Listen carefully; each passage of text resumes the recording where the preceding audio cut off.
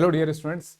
आज हम पढ़ने जा रहे हैं बच्चों रोलिंग मोशन का पार्ट टू, मतलब जो इसका सबसे ज़्यादा कंसेप्चुअल पार्ट माना जाता है। कॉम्प्लिकेटेड क्वेश्चंस आते हैं इसमें, तो वो सब मैं आज आपके सामने डिस्कस करूंगा।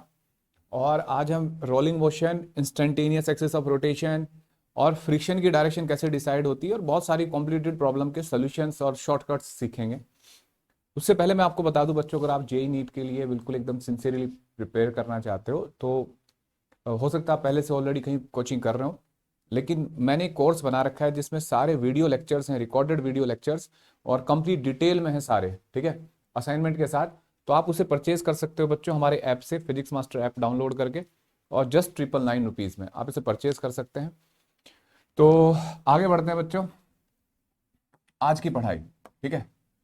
तो मैंने रोलिंग मोशन शुरू कर दिया था पिछली क्लास में ही, टॉपिक शुरू कर दिया था मैंने, नहीं है ना। रोलिंग मोशन, देखो बेटा, यहाँ कुछ स्टेप होते हैं, मतलब कोई भी क्वेश्चन आए तो ये स्टेप है, step to solve the problem. पिछली क्लास में मैंने कंजर्वेशन ऑफ मैकेनिकल एनर्जी से क्वेश्चंस करे थे मैक्सिमम।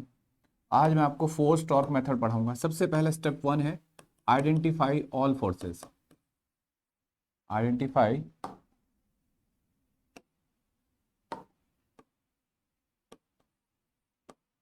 ऑल फोर्सेस, ठीक है। Second, draw FBD.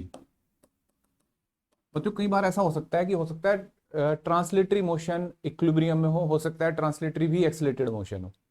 तो उस केस में आपको ये देख लेना है कि अगर ट्रांसलेटरी मोशन इक्विलिब्रियम है तो नेट फोर्स जीरो, और अगर एक्सेलेरेटेड रोटेटरी मोशन है, सॉरी एक्सेलेरेटेड ट्रांसलेटरी मोशन है, तो net force equal to M. ये उसी अकॉर्डिंग अप्लाई होगा। तीसरा, net torque about any fix point, ठीक है, अबाउट अबाउट फिक्स पॉइंट नहीं, अबाउट सेंटर ऑफ मास। अगर ऑब्जेक्ट रोल कर रहा है, अबाउट सेंटर ऑफ मास, ठीक है। और यहां से acceleration of centre of mass आएगा, और यहां बच्चों क्या आएगा, net torque about centre of mass equal to I into alpha, ठीक है। यहां कई बार कुछ ऐसा भी होता है कि हम कई केस में ऐसा करते हैं, net torque about instantaneous axis of rotation भी ले लेते हैं, इससे शॉर्टकट हो जाता है क्वेश्चन। तो ये चीजें मैं अभी थोड़ी देर में मतलब क्वेश्चन के साथ सिखाऊंगा कि कहाँ क्वेश्चन में इंस्टेंटेनियस एक्सिस ऑफ रोटेशन से क्वेश्चन इजी हो सकता है, ठीक है। और ये आपको पता है कि जब हम इंस्टेंटेनियस एक्सिस ऑफ रोटेशन लेते हैं तो हमें पता होता है कि भाई ऑब्जेक्ट उस पॉइंट के अबाउट प्योर रोटेटरी मोशन कर रहा होता है, ठीक है। अब देखो, सबसे पहले यहाँ कुछ ऐसी चीजें हैं बेटा जो आपको पता होनी चाहिए, जैसे डायरेक्शन ऑफ फ्रिक्शन। इस पे भी बड़ा एक कंसेप्ट है ये, तो डायरेक्शन ऑफ फ्रिक्शन को भी डिस्कस करते जाएंगे, हर चीज को समझते जाएंगे बेटा। जैसे आपने पढ़ा था कि अगर ऑब्जेक्ट रोल कर रहा है तो ऐसे v है, ये ओमेगा है, ठीक है।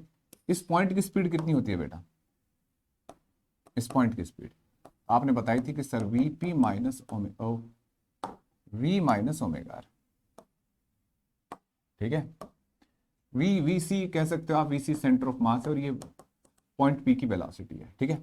मान लो ये रफ सरफेस पे बच्चों ये रोल कर रहा है, ठीक है। तो यहां ये सोचना है कि अगर if V C equal to V C is greater than omega R, अगर वी सी ओमेगा आर से ज्यादा है तो सोचो बच्चों ये नंबर पॉजिटिव इसका आगे की तरफ स्लिप कर रहा होगा, ग्राउंड के रेस्पेक्ट में ये आगे जा रहा होगा, तो फ्रिक्शन क्या होगा बच्चों, बैकवर्ड, ठीक है। और यहां बच्चों स्लिपिंग हो रही है तो फ्रिक्शन कौन सा होगा, kinetic friction, that is mu के एम जी, ठीक है। म्यू के एन लिख लो, कई बार इंक्लाइंड प्लेन भी हो सकता है बेटा, तो म्यू के एन ऐसे लिख सकते हैं। एन की वैल्यू देख लेंगे, इस केस में एन एम जी के बराबर है, अगर इंक्लाइंड प्लेन है तो एम जी कॉस थीटा है, कुछ भी, ठीक है। सेकेंड, अगर V C less than omega R हो तो सोचो ये वैल्यू नेगेटिव आ जाएगी ना, इसका मतलब पॉइंट पी ग्राउंड के रिस्पेक्ट में पीछे जा रहा है, तो क्या होगा बच्चों, पीछे की तरफ स्लिप होगा, ठीक है। तो ये पीछे की तरफ जा रहा है ग्राउंड के रिस्पेक्ट में, फ्रिक्शन क्या लगेगा इस ऑब्जेक्ट पे, आगे की तरफ, ठीक है, फ्रिक्शन फॉरवर्ड, ठीक है। अब क्वेश्चन आया कि अगर VC equal to V R हो, यानी कि प्योर रोलिंग हो रहा है, उस केस में कैसे सोचें। तो इस केस में सिचुएशन बताएगी बेटा, यहां फ्रिक्शन कौन सा होगा, static, static friction, and can be forward और बैकवर्ड, फॉरवर्ड और बैकवर्ड, ये कैसे पता लगता है बच्चों? तो ये हमें डिफरेंट डिफरेंट सिचुएशन में पता लगेगा, और कई बार हमें कैसे क्वेश्चन सॉल्व करना है, किस बेसिस पे, तो ये सब क्वेश्चंस के थ्रू सीखेंगे। ठीक है, समझ में आई बात? तो इसे क्वेश्चन को साथ साथ सीखेंगे। जैसे देखो, कुछ क्वेश्चंस मैं अभी से समझाना शुरू करता हूं आपको कि कैसे पहचानते हैं फ्रिक्शन किधर होगा। ठीक है, जैसे ये ग्राउंड है, रफ सरफेस है। ठीक है, कुछ क्वेश्चन में आइडेंटिफाई कर सकते हो आप बात को। जैसे मैं क्या करूं बच्चों, एक ऑब्जेक्ट को सीधे ट्रांसलेटरी मोशन देके छोड़ दूं, ट्रांसलेटरी मोशन। ठीक है, तो ये ऐसे जा रहा होगा, इसके हर पॉइंट की वेलोसिटी आगे होगी। तो सोचो बच्चों, अभी क्या होना चाहिए फ्रिक्शन? अगर इसको ट्रांसलेटरी मोशन दिया है तो पॉइंट पी जो ग्राउंड पे के कांटेक्ट में है, उसके अकॉर्डिंग फ्रिक्शन क्या होना चाहिए बच्चों? पीछे नहीं होना चाहिए। ठीक है, पीछे होगा। हाँ, और ये क्या करेगा, इसको ऐसे रोटेट करना शुरू करेगा। आप किसी बॉल को ऐसे स्मूथ सरफेस, मतलब किसी ऑब्जेक्ट सरफेस पे ऐसे फेंको तो थोड़ी देर तक तो स्लाइड करती है, उसके बाद घूमना शुरू हो जाती है। और घूमने के लिए क्या चाहिए होता है? बाइक। सर पेट्रोल भी चाहिए सर। बाइक और पेट्रोल के अलावा और क्या चाहिए घूमने के लिए? यहाँ टॉर्क, इसको घुमाना है, हमें नहीं घूमना। तो इसे घूमने के लिए टॉर्क चाहिए, तो फ्रिक्शन क्या होगा बच्चों? पीछे की तरफ। ठीक है, तभी तो ये रोल करेगा ऐसे। तो इसमें भी पता लग गया। इस इंस्टेंट पे बाद में क्या होगा ये नहीं पता। इस इंस्टेंट पे आपसे पूछा जाएगा कि जब वो ऐसे स्लाइड करा उस टाइम फ्रिक्शन क्या है, तो पीछे होगा क्योंकि ये स्लिप कर रहा है आगे की तरफ। ठीक है, टी इक्वल टू 0 पे पता किया, बाद में नहीं हमें पता क्या हो रहा है। ठीक है, अब देखो दूसरा यहां, जैसे अब सोचो बच्चों, मैं एक ऑब्जेक्ट को ऐसे रोटेट करके रख दूं, मतलब जैसे इस पेन को ऐसे रोटेट करके ग्राउंड पे रख दूं, तब फ्रिक्शन की डायरेक्शन क्या होगी? तो देखो, सोचो,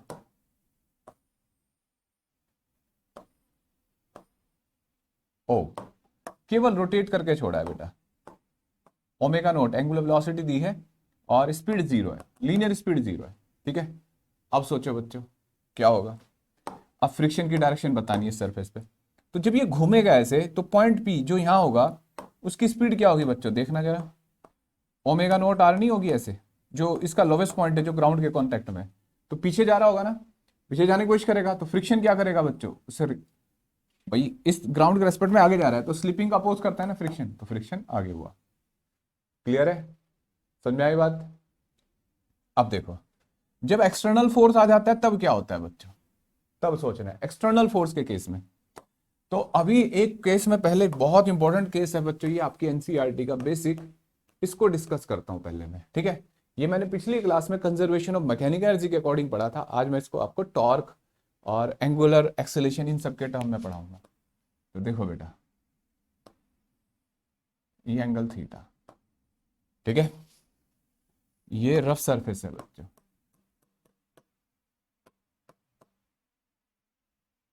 ये हाइट h है और लेंथ l है इंक्लाइंड प्लेन की।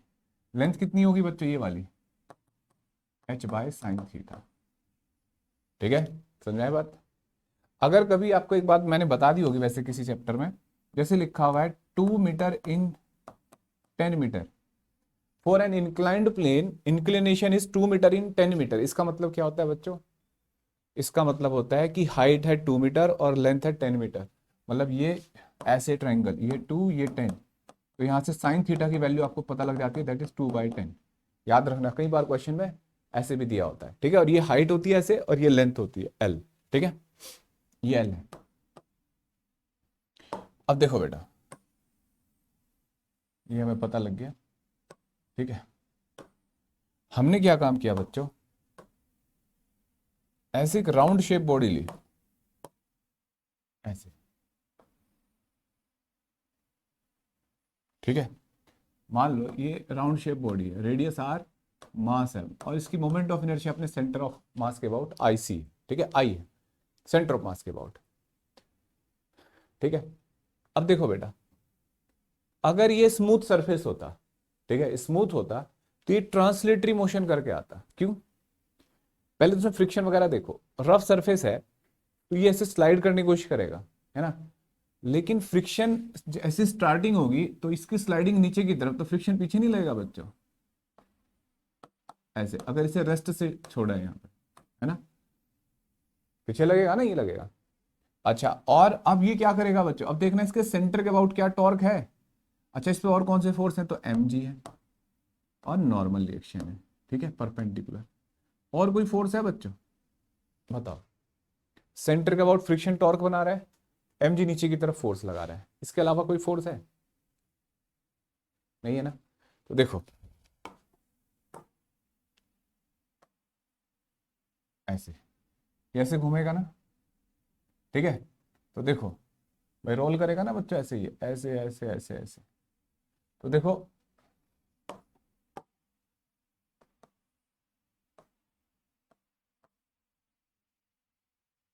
ये एंगल थीटा, ठीक है। तो फ्रिक्शन टॉर्क बना रहा है और फ्रिक्शन की डायरेक्शन समझ में आ गई, और इसका मतलब ये रोल करते हुए आएगा ऐसे, ठीक है। तो हमसे अब हमें क्या पता करना है, आज हमें पता करना है यहाँ पे कितनी स्पीड से पहुंचेगा, कितनी देर में आएगा। आज सारी वैल्यू कैलकुलेट करनी, तो ये हमने पिछली क्लास में भी कैलकुलेट करी थी, है ना, कंजर्वेशन मैकेनिकल एनर्जी में। लेकिन आज बच्चों हम इसको सॉल्व करेंगे टॉर्क फोर्स मेथड से, ठीक है। तो देखो, ये हो जाएगा बच्चों ए, ठीक है, और ये एंगल एक्सेलरेशन अल्फा, ठीक है। और ऐसे लिखा, ये अल्फा और ये ए,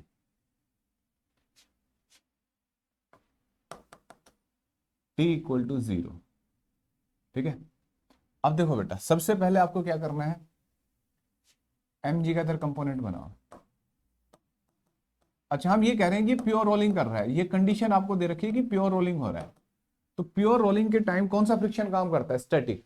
तो स्टैटिक का कोई फॉर्मूला नहीं होता बच्चों, बस सबसे इंपॉर्टेंट बात, ये ना प्योर रोलिंग कर रहा है, तो प्योर रोलिंग के टाइम स्लिपिंग नहीं होती, तो स्लिपिंग नहीं है तो स्टैटिक है, स्टैटिक का कोई फॉर्मूला नहीं होता है। ध्यान रखना है, इसमें म्यू एन मत रख देना फ्रिक्शन की जगह, ठीक है।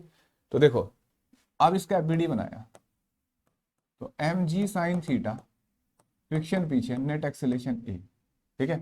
तो देखना बच्चों, नेट फोर्स इक्वल टू क्या लिखा, एम ए, ट्रांसलेटरी की equation, M G sine theta minus F equal to M A. Clear है बच्चों। अब देखो, अब लिखेंगे net torque equal to I alpha. तो नेट टॉर्क किससे बनेगा भाई, फ्रिक्शन ऐसे, friction into radius equal to I alpha, ठीक है, आई अल्फा बाय आर, ठीक है बच्चों। अब ध्यान दो, अगर ये प्योर रोलिंग कर रहा है तो इस पॉइंट का एक्सेलेरेशन कितना होगा, क्या सिखा रखा है बच्चों, A minus alpha R, zero होता है ना relative acceleration, A equal to alpha R. ये पिछली क्लास में पढ़ चुके हैं, नहीं पढ़ा तो प्लेलिस्ट जाओ, इधर उधर कहीं दिखती है स्क्रीन पे, वहां से जाओ और प्लेलिस्ट में पढ़ो, ठीक है। तो F equal to I, alpha की जगह ए बाय आर स्क्वायर, ठीक है। देखो बच्चों, तो M G sine theta minus F equal to M A, F ही आ गया। अब इन दोनों इक्वेशन को बच्चों जोड़ दो, फर्स्ट प्लस सेकेंड, ठीक है। तो एफ से एफ जुड़ गया, कट गया, तो M G sine theta upon M, है ना, कॉमन ले लो, ये M A plus I A by R square, ठीक है बच्चों। अब देखो, एम कट जाएगा, G sine theta A plus I A by M are square. फिर ये कैसे, भाई एम यहाँ से था, कॉमन ले लो तो नीचे एम आ जाएगा ना, इतना तो सीख गए होगे बच्चों। अच्छा, एक बच्चा कहता है सर के होता है under root I by M, तो यहाँ आई बाई एम है तो के स्क्वायर नहीं हो जाएगा, है ना, और ए कॉमन आ गया, तो ए इक्वल टू आ गया जी साइन थीटा अपॉन, देखो यहाँ से ए कॉमन लेके नीचे गया, one plus I by M, नीचे आर स्क्वायर, ठीक है। और इसको क्या लिख दोगे बेटा, G sine theta one plus K square by R square, ठीक है। समझ में आई बात इतनी, ये आ गया एक्सेलरेशन। अब एक बच्चा कहता है सर आप इसको ना ऐसे लिख लो, देखो a equal to G sine theta upon beta, ये वैल्यू बार बार यूज होती है, ये कॉमन फैक्टर है ना, ये रोटेशनल काइनेटिक एनर्जी में भी आया था, where beta is one plus K square by R square, ठीक है। और के होता है रेडियस ऑफ गायरेशन। क्लियर है बच्चों। अब देखो, एक्सेलरेशन आ गया, एक्सेलरेशन आने पे अब आप क्या कर सकते हो, आप पता कर सकते हो कि भाई ये एंगुलर एक्सेलरेशन कितना है, ये भी पता कर लो। तो अल्फा कितना हो जाता है ए बाई आर, तो अल्फा आ जाएगा यहां से जी साइन थीटा अपॉन, बोलो बेटा, beta into R. A by R होता है ना अल्फा, ये अल्फा भी आ गया। ठीक है, समझ में आई बात। अब एक बच्चा कहता है, अब ध्यान से सुनना, बहुत ध्यान से, क्या सर अल्फा डायरेक्ट भी सॉल्व किया जा सकता था बिना फोर्स वोर्स सोचे? जैसे ये दो स्टेप प्रॉब्लम हुई, ठीक है, फर्स्ट और सेकंड, क्या अल्फा इसके बिना भी सॉल्व हो सकता था? तो देखो ध्यान से, कितनी मजेदार बात है। ये पॉइंट जो है, ठीक है, इसके अबाउट ये ऑब्जेक्ट प्योर रोलिंग कर रहा है, तो ये इंस्टेंटेनियस एक्सिस ऑफ रोटेशन होगा। और ध्यान रखना, जिस एंगुलर वेलोसिटी और जिस एंगुलर एक्सेलेरेशन से ऑब्जेक्ट अपने सेंटर के अबाउट रोटेट करता है रोलिंग करते हुए, अगर मैं इस पॉइंट को इंस्टेंटेनियस एक्सिस ऑफ रोटेशन मान लूं, तो उस पॉइंट के अबाउट उतना ही एक्सेलेरेशन होता है, उतनी एंगुलर वेलोसिटी। तो इसका मतलब ये डिस्क, ये जो भी स्फेरिकल ऑब्जेक्ट है ना, ये डिस्क हो सकती है, ये रिंग हो सकती है, ये स्फीयर हो सकता है, ये सिलेंडर हो सकता है ना, राउंड शेप बॉडी है, कुछ भी हो सकती है। तो अब देखो मैं इसको ऐसे सॉल्व करके दिखाऊं, एम जी, अब देखो इस पॉइंट के अबाउट, इस पॉइंट को नाम पी रख लो, net torque about P equal to I alpha. क्यों?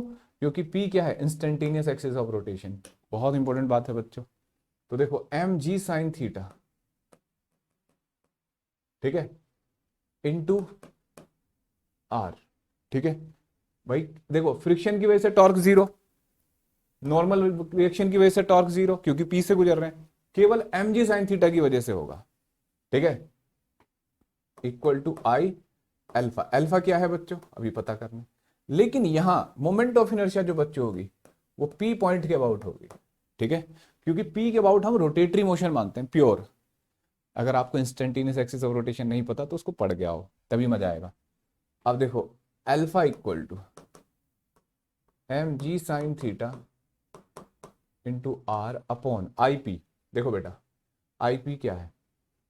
अब पैरेलल एक्सिस थ्योरम लगा दो, सेंटर के अबाउट घूमेगा ये आई से, प्लस एम आर स्क्वायर। ठीक है, ध्यान से देखना जरा। अब मैं क्या काम करूं बच्चों, यहां से M G sine theta into R, चलो मैंने आगे लिख दिया, यहां से एम आर स्क्वायर कॉमन ले रहा हूं, 1 plus I by M are square. M से एम कट गया, एक आर से आर कट गया, देखना, G sine theta upon 1 plus I by M are square, same है ना? देखना यही तो है भाई। इसको के स्क्वायर बाई आर स्क्वायर लिख दो, G sine theta beta into R, ये पूरा बीटा है ना बेटा? अच्छा, एक आर यहाँ होगा। ठीक है, दिख रहा है स्क्रीन पे? हाँ, तो सेम आ गया। मतलब इंस्टेंटेनियस एक्सिस ऑफ रोटेशन का अगर हम इस्तेमाल करते हैं तो ये बहुत ईजी हो जाता है। ठीक है, क्लियर है? अब कैसे क्वेश्चन आएंगे, उम्मीद करता हूं ये पूरा क्वेश्चन आपने नोट कर लिया होगा। अब थोड़ा दिखा देता हूं मैं, शायद स्क्रीन में नहीं दिख रहा है ये, आप देख लो। ये के स्क्वायर हो जाएगा ना, तो 1 plus K square by R square beta हो गया, तो ये नहीं आ गया G sine theta upon beta R. तो ये इंस्टेंटेनियस एक्सिस ऑफ रोटेशन का आप बीच बीच में इस्तेमाल करते रहना स्मार्ट बच्चे की तरह। लेकिन पूरा कंसेप्ट आपको सिखाना है, तो इसलिए सारी चीजें मैं सिखाऊंगा एक साथ। हम्म, हम्म, हम्म।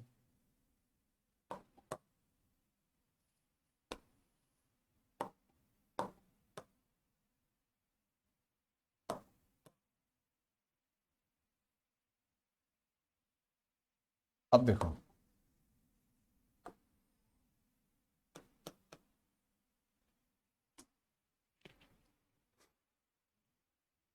अब देखो बेटा, अब हमसे पूछा जा रहा है कि जब ये यहाँ आएगा तो इसकी स्पीड कितनी होगी। ठीक है,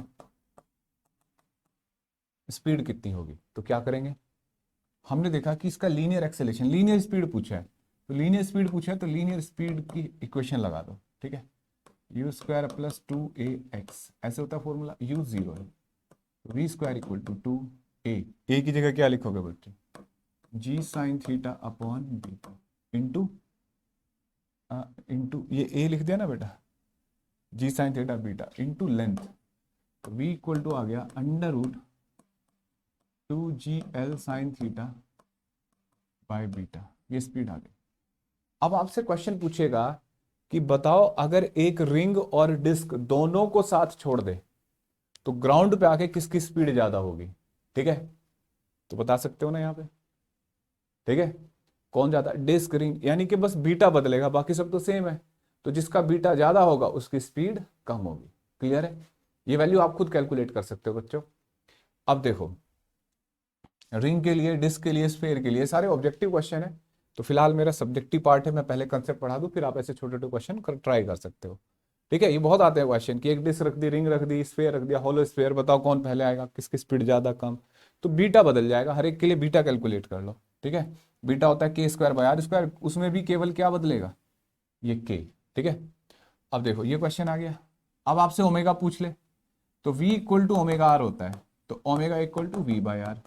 ये आपका मन है कि नहीं सर मैं तो पूरा सॉल्व करूंगा, तो उसके लिए तरीका यह है कि एंगुलर एक्सेलेरेशन पता लग गया, तो क्या कर सकते हो बच्चों, ओमेगा स्क्वायर 2 अल्फा थीटा। चलो थीटा नहीं पता लगेगा, वैसे थीटा पता लग सकता है, लेंथ पता है और उसे 2 पाई से डिवाइड कर देंगे, लेकिन कोई बात नहीं। हम एक और तरीका बताता हूँ अब। जैसे आपको एक तरीका तो यहाँ से ओमेगा पता करने का ही लग गया कि वी पता लग गया, तो V equal to omega R होता है प्योर रोलिंग में, है ना। दूसरा तरीका है कि मतलब हम टाइम कैलकुलेट कर लें कितनी देर लगेगी बच्चे उसको यहाँ से यहाँ तक। ठीक है?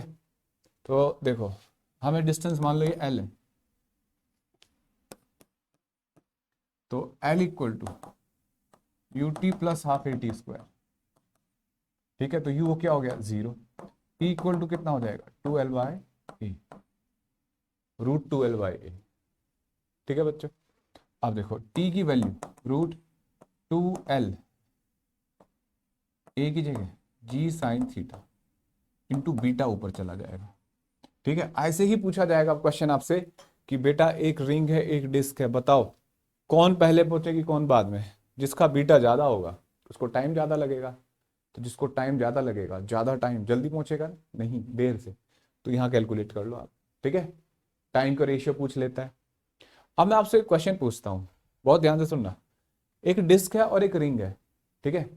एक डिस्क है बच्चों और एक रिंग है, दोनों को एक साथ रिलीज कर दिया, दोनों को एक साथ रिलीज कर दिया, कौन यहां पहले पहुंचेगा, बताओ बेटा। तो कौन पहले पहुंचेगा? नहीं ये तो खैर मैंने पूछ लिया। एक डिस्क है, एक रिंग है, same mass same radius, which have more kinetic energy, which have more kinetic energy, total kinetic energy किसकी ज्यादा होगी, बताओ बेटा। रिंग है और डिस्क है, तो आंसर है सेम। मैंने पूछा टोटल काइनेटिक एनर्जी ना, तो काइनेटिक इनिशियली आप सोचो डिस्क है और रिंग है, सेम मास सेम रेडियस, या सेम मास है, तो इनिशियल उसके पास टोटल मैकेनिक एनर्जी कितनी होगी, mgh। तो वही तो कन्वर्ट होनी है ना काइनेटिक एनर्जी और पोटेंशियल एनर्जी में। समझ में आया बच्चों? तो सेम होगा। ठीक? तो सेम होगी काइनेटिक एनर्जी, हाँ स्पीड अलग होगी, ओमेगा अलग होगा, लेकिन टोटल रोटेशनल मतलब टोटल काइनेटिक एनर्जी जिसमें ट्रांसलेशन प्लस रोटेशन होता है दोनों की इक्वल होगी। क्लियर है बच्चों? अब देखो नेक्स्ट पॉइंट। हाँ, अब हम कुछ और चीजें सिखाता हूं मैं तुम्हें इसी टॉपिक की। जैसे यहां एक बात सोचो बच्चों, जो फ्रिक्शन है, फ्रिक्शन की वैल्यू आप लाए थे I A by R square, तो जो फ्रिक्शन है लेस देन और equal to mu S N होगा नहीं? क्यों सर? क्योंकि म्यू एस एन होता है लिमिटिंग फ्रिक्शन, तो लिमिटिंग फ्रिक्शन से कम होगा या इक्वल होगा? सोचो बच्चों, है नहीं बात। अब एफ, ये ध्यान रखना है, तो आपसे पूछेगा कि म्यू एस मैक्सिमम कितना हो सकता है, ऐसी वैल्यू पूछ लेता है, तो देखो एन किसके बराबर होगा, एम जी कॉस थीटा के, और एफ कितना है, आई ए बाय आर स्क्वायर। ये एनसीईआरटी में भी दे रखा है क्वेश्चन, सेकंड लास्ट क्वेश्चन है एक्सरसाइज का, मतलब एडिशनल से पहले वाले। म्यू एस कितना होगा बच्चों, वो तो पता ही करना है, एन कितना होगा, एम जी साइन थीटा। ठीक है? तो आई और oh sorry M G cos theta, M G cos theta. ठीक है? तो I G sine theta upon R square into beta less than mu S M G cos theta. देखो बेटा mu S is greater than और equal to I G, cos divide हो जाएगा, ये जी से जी कट गया। ठीक है? ये हो जाएगा I sine theta upon M R square beta. ठीक है? और म्यू एस की मिनिमम वैल्यू कितनी हो जाएगी बच्चों, ये ग्रेटर देन और ये है तो इक्वल, तो इक्वल पे मिनिमम होगा ना, तो I sine theta upon M R square into beta. ठीक है, समझाया बच्चों? तो अगर फ्रिक्शन वगैरह को रिलेट करना है तो हमें ये टॉर्क और इनमें जाना पड़ता है, एंगुलर वैल्यू में। ठीक है, और अगर केवल स्पीड वगैरह पता करनी हो तो कंजर्वेशन ऑफ मैकेनिकल एनर्जी लगा दो। क्या करा था कल, M G H equal to half M V square plus half I omega square, omega की जगह वी बाई आर लिख दिया था, डायरेक्ट हो गया था ना ये सॉल्व। तो रोटेशनल काइनेटिक आप कंजर्वेशन ऑफ मैकेनिकल एनर्जी लगा सकते हो। एक और बात, ऐसा क्यों हुआ कि हम कंजर्वेशन ऑफ मैकेनिकल एनर्जी लग रही है फ्रिक्शन होते हुए भी? तो क्या बता है, प्योर रोलिंग हो रहा है, तो प्योर रोलिंग में क्या होता है बेटा, मैकेनिकल एनर्जी कंजर्व रहती है। ठीक है, चलो अब एक क्वेश्चन और देखते हैं। देखो इसमें फ्रिक्शन की बात पता लग गई आपको। अच्छा, यहाँ एक और बात आप ऐसे समझो कि जो mg है वो क्या प्रोवाइड कर रहा है बच्चों, लीनियर मोशन, और फ्रिक्शन जो है वो क्या प्रोवाइड कर रहा है, एंगुलर मोशन। तो वो v को बढ़ा रहा है, v equal to omega R रखना है हमेशा। तो ऐसे नहीं कि दोनों कांस्टेंट है, ये दोनों इस तरीके से बढ़ रही है कि हमेशा इस रिलेशन को फुलफिल कर रही है। यहाँ पे शुरू में v कम है तो ओमेगा भी कम है, फिर v बढ़ रहा है तो ओमेगा भी बढ़ रहा है, क्योंकि फ्रिक्शन क्या कर रहा है, ओमेगा को बढ़ा रहा है और स्पीड को mg बढ़ा रहा है। इन बातों को नोट करो। ठीक है, अब देखो बेटा, अब एक क्वेश्चन है, जैसे आपको मैंने कहा था ना कि फ्रिक्शन की डायरेक्शन सोचनी होती है। जैसे हमें क्वेश्चन कहा कि बेटा एक सिलेंडर को ऐसे रफ सरफेस है ये, इस पे ना रोल करके छोड़ दिया, प्योर रोलिंग कर रहा है। ठीक है, direction of friction, direction of friction in ascending और दूसरा डिसेंडिंग। ठीक है, प्योर रोलिंग कर रहा है, तो डायरेक्शन ऑफ फ्रिक्शन बताना है। तो वीडियो रोक के सोचो पहले आप कि भाई आपके अकॉर्डिंग क्या होनी चाहिए डायरेक्शन ऑफ फ्रिक्शन। ठीक है, सोच लिया बच्चों? देखो जब ये ऐसे जाएगा तो यहां जाके रुक जाएगा, एक बार रुक के तभी तो वापस आएगा। अगर रुक गया तो ये स्पीड भी कम होनी चाहिए। चलो इसको कौन कम कर देगा, एम जी साइन थीटा, है ना। लेकिन ये जो ऐसे घूम रहा है इसको कम करने के लिए फ्रिक्शन आगे नहीं होना चाहिए, ताकि उसका टॉर्क एंटी क्लॉकवाइज इफेक्ट डाले ऐसे। तो फ्रिक्शन यानी कि जब ये ऊपर जाएगा, अगर ओमेगा कम करना है तो फ्रिक्शन क्या होना चाहिए, ऐसे, क्योंकि इनिशियली ऐसे रोल करता हुआ जाएगा। ठीक है, तो अपवर्ड डायरेक्शन में मतलब असेंडिंग में फ्रिक्शन क्या होगा, अपवर्ड। अब चलो ये रेस्ट में है और यहां जब आ रहा होगा, आते वक्त सोचो ये ऐसे घूम रहा होगा। ठीक है, वैसे तो घूम के आएगा, तो ये स्पीड कौन बनाएगा, एम जी साइन थीटा बना सकता है। चलो ठीक है, लेकिन इसको ऐसे घुमाने के लिए फ्रिक्शन कैसे होना चाहिए बच्चों, ऐसे नहीं होना चाहिए। ओ, तो ये तो दोनों केस में ही अपवर्ड अपवर्ड है। ऊपर जाते वक्त भी फ्रिक्शन ऊपर की तरफ लगेगा और आते वक्त भी फ्रिक्शन ऊपर की तरफ लगेगा, बशर्ते प्योर रोलिंग हो रहा हो। ठीक है, प्योर रोलिंग नहीं है फिर नहीं हम बता सकते, फिर सिचुएशन दी गई होगी हमें। ठीक है, बात समझ आई बच्चों? अगर दूसरा क्वेश्चन, मैं एक और क्वेश्चन सिखाऊंगा। जैसे मैंने इसमें अभी फ्रिक्शन की डायरेक्शन सिखाई, लेकिन कुछ क्वेश्चन ऐसे होते हैं जब एक्सटर्नल फोर्स भी आ जाता है। तो पहले तो कुछ चीजें ऐसे सिखाओ, जैसे मान लो ये स्फेयर है। ठीक है, अगर इस मतलब कोई भी स्फेरिकल बॉडी है, मतलब सर्कुलर शेप की बॉडी है, ऐसे रिंग डिस्क ऐसे, अगर उसके यहाँ पे फोर्स लग रहा है बेसिक पॉइंट पे नीचे, या यहाँ पे फोर्स लग रहा है, सेंटर से पास हो रहा है, अप्लाइड फोर्स एक्सटर्नल, तो उस केस में फ्रिक्शन हमेशा पीछे की तरफ होगा। ध्यान रखना है। ठीक है, फ्रिक्शन हमेशा पीछे की तरफ होगा, ये तो याद रख लो। ठीक है, अब इसे सॉल्व करने की जरूरत नहीं कि अगर फोर्स सेंटर से लग रहा है या सेंटर से नीचे, तो फ्रिक्शन पीछे होगा हमेशा। लेकिन अगर ये ऑब्जेक्ट है,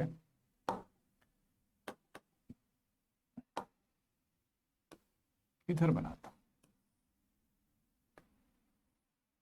ठीक है, रफ सरफेस है ऐसे। ठीक है, रफ सरफेस है और यहां फोर्स लग रहा है बच्चों, ये एक्सटर्नल फोर्स है। ठीक है, एक्सटर्नल फोर्स है। उस केस में क्या होगा, और कंडीशन ये है बेटा कि मतलब प्योर रोलिंग हो रहा है, ये क्वेश्चन दे रखा है। ठीक है, अब फ्रिक्शन की डायरेक्शन सोचनी होती है। तो ऐसे क्वेश्चन में बच्चों हमें क्या करना होता है कि हम अपनी तरफ से मानते हैं कि यार फ्रिक्शन या तो आगे मान लेंगे या पीछे, भाई हमें नहीं पता ना यहाँ डायरेक्शन को देख के।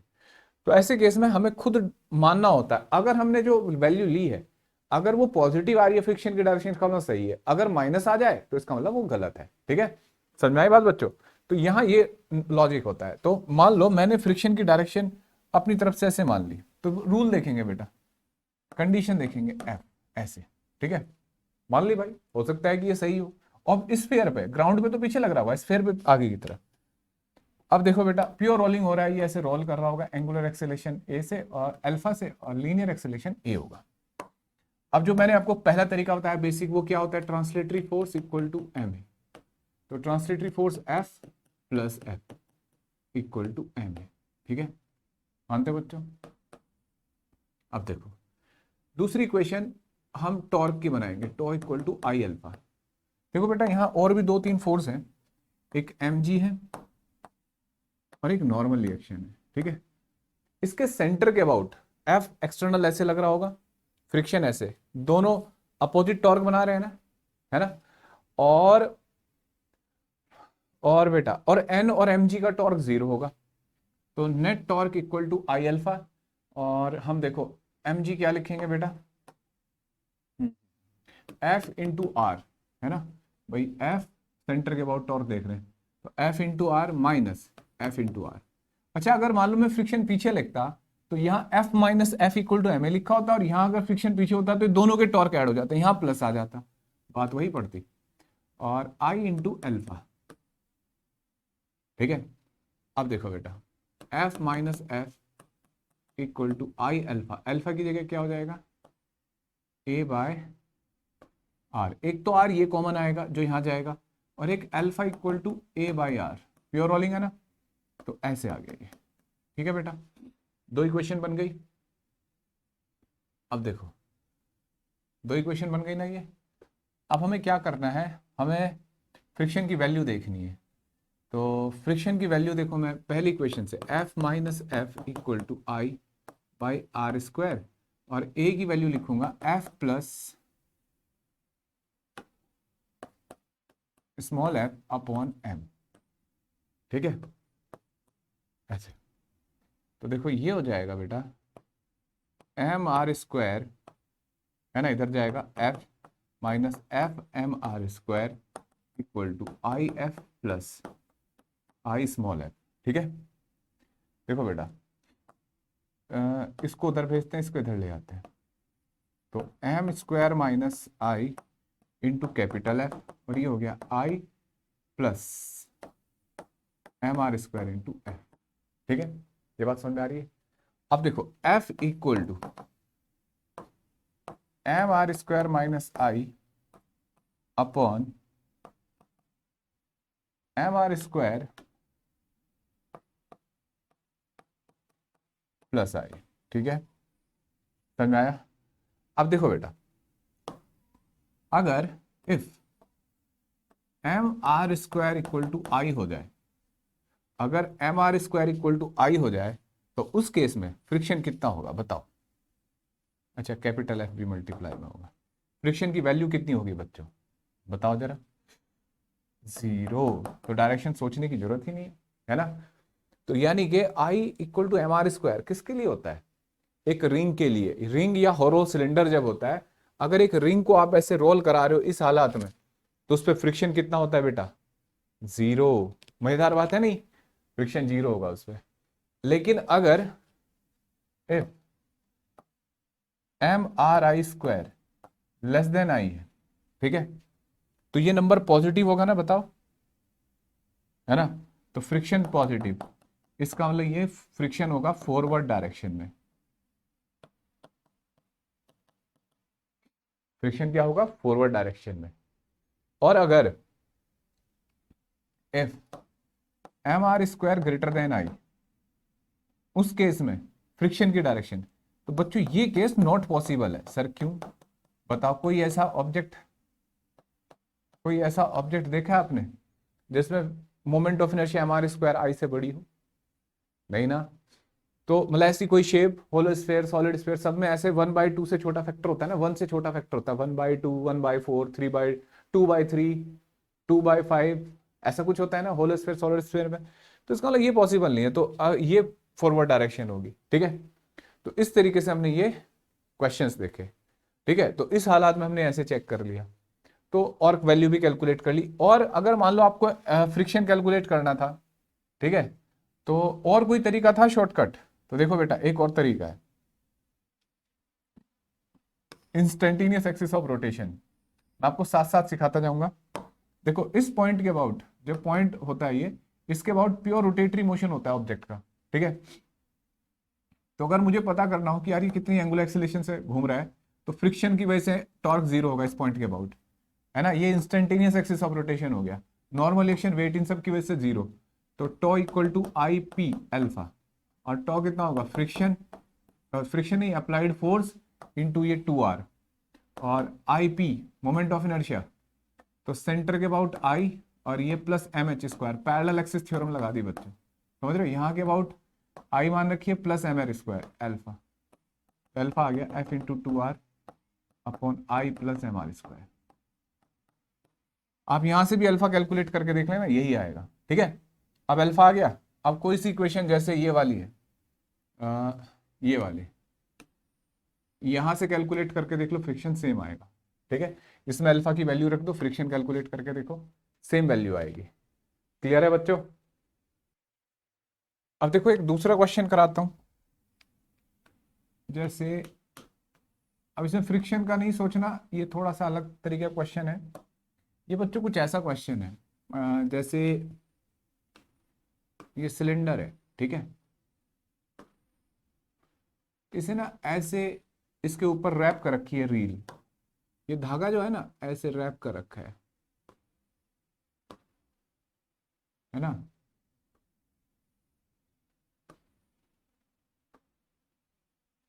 इसका रेडियस आर है, और बच्चों आपसे पूछा जा रहा है कितने एक्सेलेरेशन से नीचे गिरेगा, ठीक है। तो मैंने इसका साइड व्यू, अगर इधर से कोई देख रहा हो, मैंने अगर इधर से कोई देख रहा हो, तो उसके अकॉर्डिंग इसका डायग्राम बनाने की कोशिश करिए। तो ये देखो, तो ये दो रस्सी में टेंशन होगी ऐसे।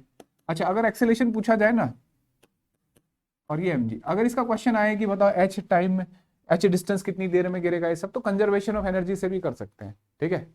क्योंकि यहाँ टेंशन से ना कोई वर्क नहीं हो रहा है, मतलब कोई क्या बोलते हैं, नॉन कंजर्वेटिव फोर्स नहीं है, तो उसकी वजह से वर्क नहीं हो रहा है।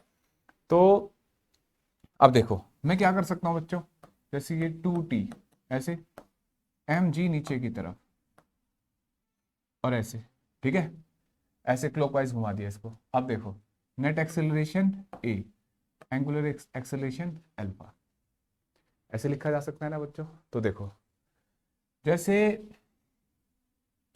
नेट पॉइंट mg, और ये 2t एक्सेलरेशन है, तो mg minus 2t equal to ma, ठीक है, ऐसे लिखा भाई नेट फोर्स का।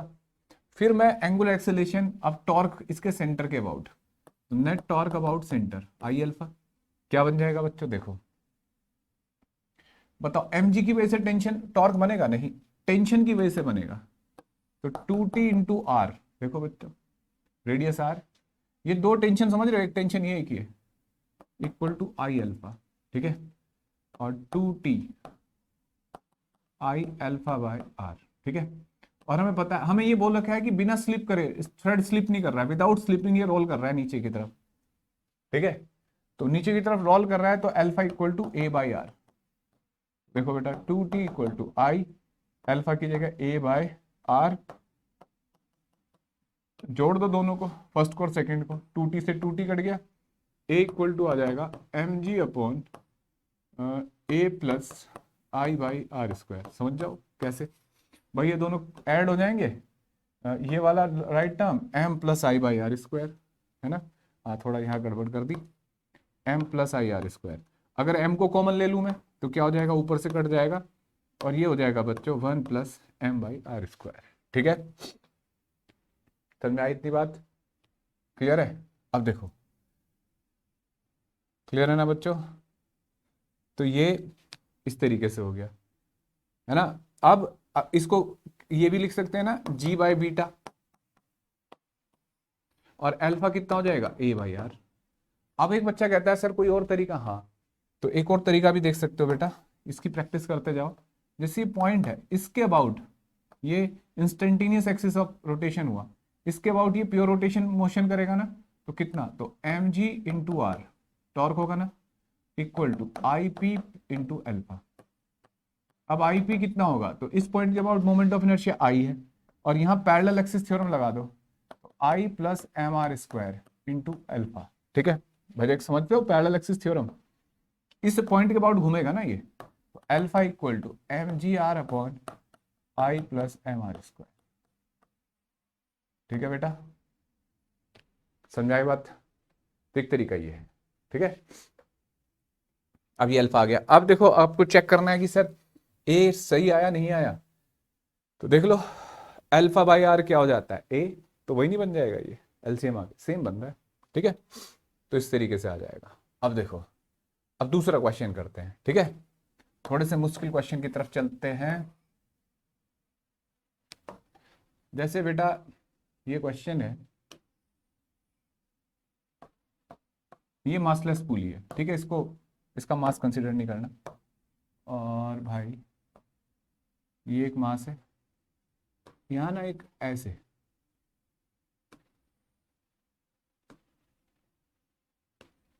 ऐसे स्फीयर है। ठीक है, नीचे की तरफ, समझ रहे हो बच्चों, और इसका रेडियस है कैपिटल आर, और ये रेडियस है बेटा स्मॉल आर है आर बाई 4। ठीक है, और इसका रेडियस ऑफ गायरेशन दे रखा है, के की वैल्यू दे रखी है आर बाई 2 गिवन है। ठीक है, इसकी रेडियस ऑफ गायरेशन की वैल्यू दे रखी है,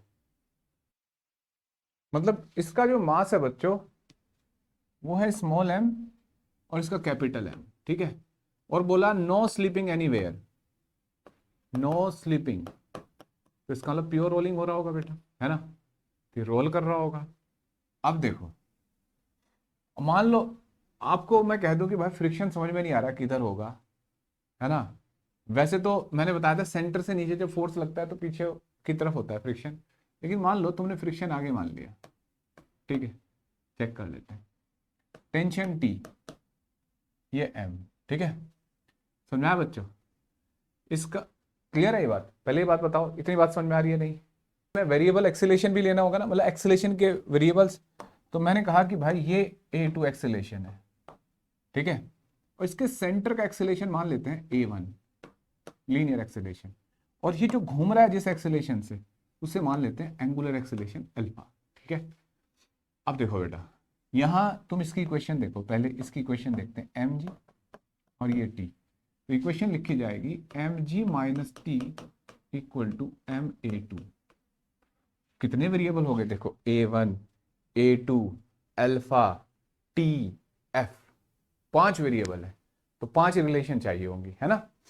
अब देखो सबसे पहली बात, देखो बेटा इसका एक्सेलेरेशन a1 है। ठीक है, एंगुलर एक्सेलेरेशन अल्फा, तो यहाँ पे अब देखो ये यहाँ इसका रेडियस ये है ना r, इस पॉइंट पे स्लिपिंग नहीं हो रही होगी, तो a1 equal to alpha R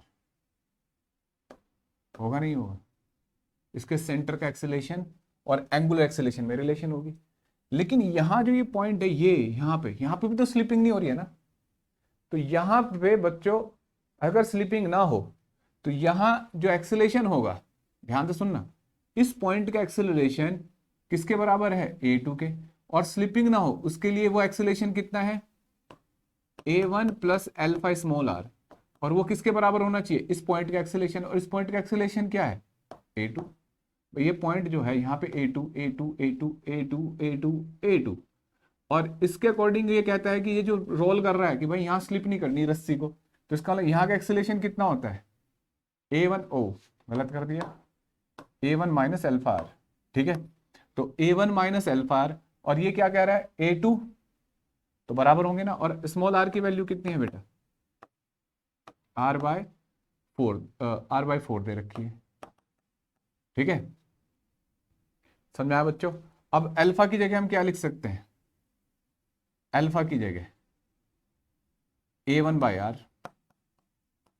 a1 by R, r/4 equal to a2, r से r कट गया, 4 एलसीएम लो, तो कितना हो जाएगा 3a1 bye 4 equal to a2। ठीक है बच्चों, सबसे पहले हमने ये रिलेशन फाइंड कर ली। अब देखो, अब ध्यान से सुनो। अब जैसे मैं यहाँ पे, अब मैं इसकी इक्वेशन बनाता हूँ बेटा, ठीक है। तो पहले मैं ये जो स्फेयर है, मतलब ये बेलन की तरह मान सकते हो आप, है ना। ऐसे ऐसे जैसे ये हाथ है, ये ऊपर वाला सरफेस और ये पतला सरफेस, तो इसमें ऐसा कुछ है, ठीक है। तो अब ऐसे सोचो, ये तो हुआ इस ऑब्जेक्ट के लिए, ठीक है। अब इसके लिए हमने इस पे जो फोर्स देखे, एक तो फ्रिक्शन आगे की तरफ और टेंशन आगे की तरफ, और इसका मास ऐसे और एक्सेलेरेशन a1, ठीक है। तो t प्लस एफ, देखो बेटा, t plus F equal to ma1, होगा नहीं होगा भाई, t भी आगे की तरफ है, f दैट इज ma1। दूसरा, अब इस पे टॉर्क देखो, तो बेटा हमने दोनों टॉर्क, ये टेंशन का भी टॉर्क और इस फ्रिक्शन का भी टॉर्क, ये दोनों तो किधर है, अपोजिट सेंस में है ना, ऐसे। और एंगुलर एक्सेलेरेशन अल्फा हमने ऐसे मान रखा है, तो इसका मतलब बच्चों है, तो यानी कि नेट टॉर्क इक्वल टू, जैसे F equal to minus M हो गया है, तो उल्टा साइन हो गया ना ये। तो कोई बात नहीं, टी इंटू रेडियस कितना है r/4, भाई टी और सेंटर के अबाउट टॉर्क ले रहे हैं ना, net torque about centre zero करना है, ठीक है। थोड़ी व्हाइट कलर की इक्वेशन लिखते हैं भाई। तो टी इंटू, बेटा देखो कैलकुलेशन कितनी लेंथी होती है ना, टी इंटू r/4, कहीं गलत हो जाए तो बताना, F into R equal to minus I alpha. समझ रहे हो बच्चों, माइनस क्यों है, क्योंकि एंगुलर एक्सेलेरेशन का साइन उल्टा है, ठीक है, उल्टा है। देखो ये हम ऐसे घुमा रहे हैं, वो ऐसे मान रखा है, पता लग जाएगा फ्रिक्शन सही है गलत है, ठीक है। अब देखो, अब मैंने कहा था ना रैंडमली ले सकते हो आप, रैंडमली मानना है, जब क्वेश्चन में समझ में ना आए तो फ्रिक्शन की डायरेक्शन कुछ भी मानो और फिर सॉल्व करो। अब बेटा देखो, अब तुम a1 तुम्हें पता है, अल्फा की जगह क्या रखोगे, बताओ बेटा, आर कॉमन ले लो यहाँ से, ठीक है। तो t/4 प्लस एफ, है ना, इक्वल टू माइनस अल्फा, हमने क्या किया बेटा, आर को इधर डिवाइड कर दिया, अल्फा बाय आर। आपको पता है a1 जो है अल्फा आर है, तो अल्फा की जगह क्या कर सकते हैं बेटा, है a1 की जगह, अल्फा की जगह a1 बाय आर स्क्वायर, ठीक है। समझ में आई बात, इतना हमें पता लग गया। अब देखो, इतनी बात समझ में आई, ये हमारी कौन सी क्वेश्चन बन गई बेटा, ये सेकंड और ये थर्ड, तीन इक्वेशन बन गई, ठीक है। समझ में आ रही है बात। अब देखो बेटा, ये काफी मुश्किल कैलकुलेशन है, तो हम क्या कर सकते हैं बेटा, इसमें मास बराबर कर लेते हैं। अब आपने इक्वेशन देख ली, अगर आप कैलकुलेशन खुद कर सकते हैं तो बहुत बढ़िया है। तो मेरा जो तरीका है, मैं ऐसा क्वेश्चन बना लेता हूँ जिसमें मास इक्वल हो, ठीक है। तो मैं ये दोनों के मास ना इक्वल कर देता हूँ, ताकि कैलकुलेशन ईजी हो जाए। तो ये कैपिटल एम, तो ये भी क्या हो जाएगा, कैपिटल एम। अदरवाइज आप खुद भी ट्राई जैसे खुद करोगे आप, वैल्यू अलग अलग रखे, लेकिन मैं कैपिटल एम सेम ले लेता हूँ, फिर सॉल्व करके दिखाता हूँ आपको। अब देखो बेटा, जैसे यहाँ इक्वेशन आ गई है, अगर इन दोनों इक्वेशन को सब्ट्रैक्ट किया जाए, ठीक है, इसको और इसको, तो t माइनस t/4, और ये हो जाएगा m plus I by a1 upon R square, ठीक है। यहाँ रेडियस ऑफ गायरेशन दे रखा है बेटा, रेडियस ऑफ गायरेशन दे रखा है r/2, ठीक है। तो रेडियस ऑफ गायरेशन कितना हो जाएगा,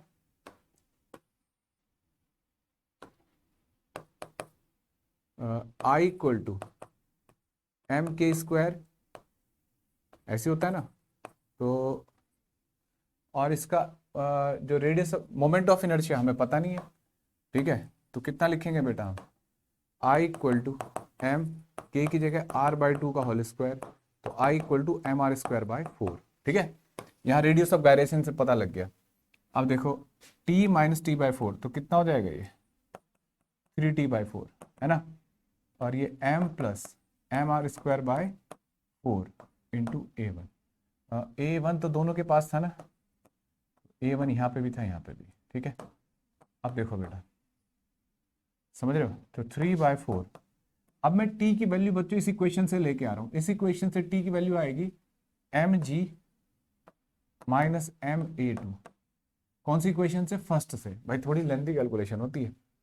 इक्वल टू, अब देखो ये यहाँ एलसीएम लो बच्चों, तो 4 का इधर 5 है ना, ऐसे बन जाएगा ना ये 5m/4a1। ठीक है बेटा, ऐसे बन गया। अब m को आप एलसीएम ले सकते हो, काट सकते हो दोनों साइड से, ये कट गया। 3/4 g माइनस a/2। देखो a/2 कितना है? 3a1/4। तो 3a1/4, 5/4a1, 4 से 4 काट दो, तो 3g माइनस, और पहले एलसीएम लो, छोटी सी मिस्टेक से आंसर गलत हो जाएगा। 4g minus 3a1/4, 5a1। ठीक है, अब देखो 4 उधर ले जाओ, ये हो जाएगा 12g minus 9a1 equal to 20a1। ठीक है, अब ये इधर जाएगा तो कितना हो गया? 12g equal to 29a1, a1 equal to 12g/29। बच्चे बिल्कुल सही है, आप कैलकुलेट करके देखना, आंसर सही आएगा बिल्कुल। ठीक है, मैंने एक दो क्लास में कर रखा है ये कि मास इक्वल ले लेता हूँ तो आंसर ये आता है। ठीक है, बाकी वो जो मास अलग अलग लेके वो लेंथी कैलकुलेशन है, वो तुम देखना। अब एक्सेलेरेशन की वैल्यू ये आ गई। अब सोचो बेटा, इसके बाद अब हम कैलकुलेट करके क्या कर सकते हैं बच्चों? टेंशन की वैल्यू कैलकुलेट कर सकते हैं। टेंशन कितनी है? तो देखो t equal to first equation से mg माइनस ma2 है ना, और a2 कितना है? 3a1/4, तो 4mg माइनस 3m, और a1 की जगह क्या रखेंगे? 12g/29। ठीक है बेटा, अपॉन पूरे का एलसीएम 4 है। ठीक है, तो इसके नीचे भी 4 और इसके नीचे भी 4। ठीक है, ऐसे। अब एलसीएम क्या लोगे बेटा? यहाँ ये 4 तो हमने कर दिया इधर, तो 29 जाएगा। 29 into 4mg minus 12×36 mg upon 29 into 4। ठीक है, 9 चौक 36 और 4 दूनी 8। समझ रहे हो बच्चों? 8 और 3 11 प्लस 36, 1 मिनट में से जोड़ लो पहले। 6 और 6 12, 3 और 1 4 और 1 5, ऐसे 152 mg, 152 mg अपॉन 29 इंटू 4। 2 से काट के देखो इसको, 2 7 14, 2 6 12, 76 है, 2 3 6, 2 8 16, 38 mg/29। क्या आया बच्चों ये? Tension 38/29 mg। ठीक है, तो देखो बेटा, अब मुझे फ्रिक्शन पता करना है, तो फ्रिक्शन क्या होगा? कहाँ करें? यही कर देते हैं। ठीक है, फ्रिक्शन यहाँ इस इक्वेशन से देखो, ma1 माइनस पी। ठीक है, तो ma1 कितना पढ़ाया था मैंने? देखो कहाँ लिखा हुआ है, कहाँ आया था? 12g/29 minus T 38 mg/29। देखना बच्चों, नेगेटिव आ गया नहीं आ गया?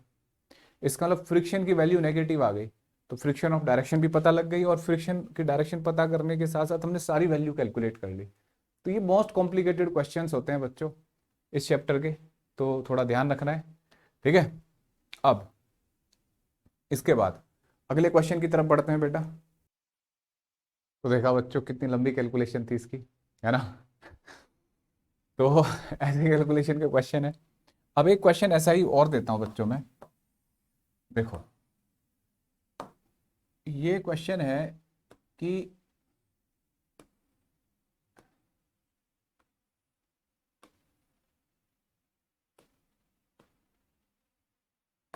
पहले क्वेश्चन को देखना बेटा।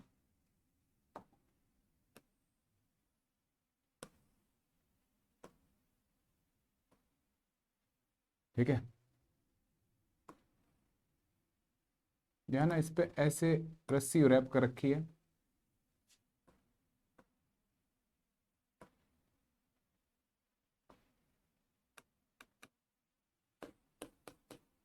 और एक दूसरी रस्सी इस पे रैप करके ना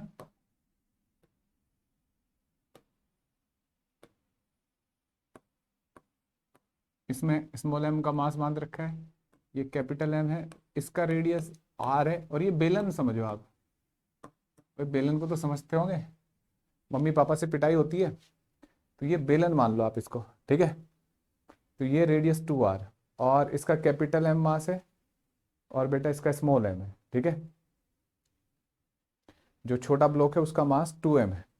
ठीक है, मतलब छोटे ब्लॉक का मास स्मॉल एम है और बड़े ब्लॉक का मास कैपिटल 2m है। ध्यान रखना बेटा ये इस क्वेश्चन में। ठीक है, अब देखो, अब इस क्वेश्चन को आपको क्या करना चाहिए बेटा, इसमें क्या पूछ रहा है कि इसका एक्सेलेरेशन बताओ, इन सब की रिलेशन पूछ रहा है, एंगुलर एक्सेलेरेशन बताओ कितने से घूम रहा होगा। ठीक है, अब देखो बेटा, अगर मैं इसको ऐसे बनाऊं इधर से, तो ये डायग्राम कुछ ऐसा बनेगा।